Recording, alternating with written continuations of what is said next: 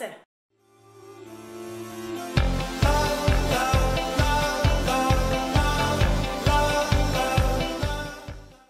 Hej og velkommen til endnu en episode af We Believe. Jeg hedder Morgan. Og jeg hedder Thea. I dag skal vi tale om den 6. trosartikel. Men før vi gør det, så vil vi gerne minde jer om, hvor I kan finde os henne på nettet. I kan søge os op på facebook.com/We Believe Show.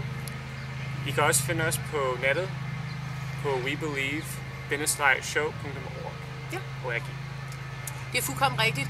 Og nu skal vi så til at begynde, og vi skal jo tale, som sagt, som Morgan sagde, om den 6. trosartikel. Så før vi begynder med at tale for meget om den, så skal vi lige læse den.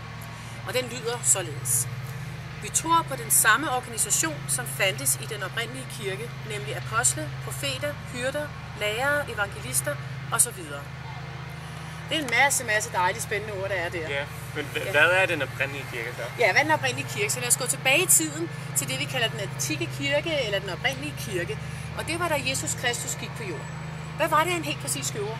Altså, han gjorde mange ting, men en af de ting, vi skal tale om i dag. Blandt andet så organiserede han sin kirke, og han kaldte de her mennesker, og den kirke blev kaldt Jesu Kristi kirke.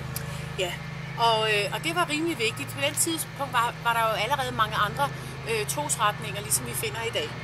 Men Jesus Kristus selv senere udtaler selv en logik, hvor han bliver spurgt om, hvad skal kirken egentlig hedde, din kirke hedde? Og det siger han i 3. Nefi i Mormons bog, kan vi læse om svaret i kapitel 27, vers 8, og det læser jeg så lige nu. Og hvordan kan det være min kirke, medmindre den kaldes ved mit navn? Det er så Kristus, der taler. For hvis en kirke kaldes ved Moses navn, så er den Moses kirke. Eller hvis den kaldes ved et menneskes navn, så er den et menneskes kirke. Men hvis den kaldes ved mit navn, så er den min kirke, der som de har bygget på mit evangelium. Ja. Så der er altså 2 ting, som vi bør lægge mærke til i dette skriftsted. Ja. Det ene er, at kirken skulle bære Jesu Kristi navn. Ja, så den er vigtig, så den har vi nede. Ja. Og hvad er så det næste? Det næste er, at det også skal bygges på hans evangelium. Ja, så navnet i sig selv er ikke nogen redning. På den måde. Nej. Det er logisk tankegang selvfølgelig, at man kalder sin kirke efter ens eget navn. Men det er Herrens evangelium. Og så da Jesus gik på jorden, så organiserede han hans kirke. Og i den kirke, der sker der mange ting. Der er mange forskellige ting, han har i. Og en af de grunde til, at han organiserede kirken, det var fordi, at der er nogle evangeliske sandheder, som Jesus Kristus meget gerne vil dele med os. Og de her sandheder og ordinancer kan kun blive udført igennem en organiseret kirke med mennesker, der har autoritet til at udføre dem. Og derfor bliver det pludselig meget vigtigt at organisere kirken. Ikke bare for sjov som en klub, men fordi at de her frelsende ordinancer skulle have et sted at hvile, så de kunne blive udført til velsignelse for alle os på jorden. Og det er jo vidunderligt at have det her. Men så nu har vi så den antikke kirke, og hvad der skete der. Men så har vi også kirken i dag. Ja, og vi kan faktisk se, at det ligner meget den kirke, som fandtes dengang, fordi at det er jo det samme kirke. Ja. Og vi kan læse i Paulus brev til Efeserne, i det 4. kapitel, 11. vers. Ja, den tager jeg lige igen her. Ja, du læser det hele, hva'? Ja. Og han gav os nogle som apostle, andre som profeter, andre som evangelister, og andre som hyrder og lærere.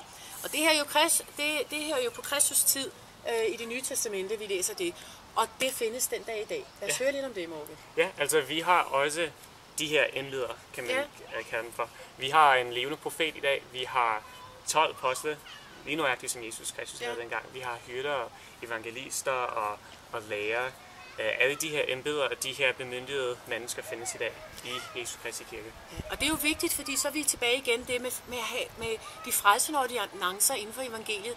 De kan kun blive udført med folk med den rette myndighed, der er givet fra Gud. Og derfor bliver de her embeder pludselig enormt vigtige, når der findes i kirken.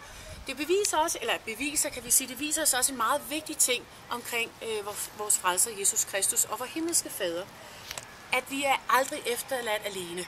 Der er altid en vejledning at finde her på jorden. Der er altid en organisation, han har, som er hans organisation, hvor vi kan finde den vejledning, vi har brug for at udføre ting.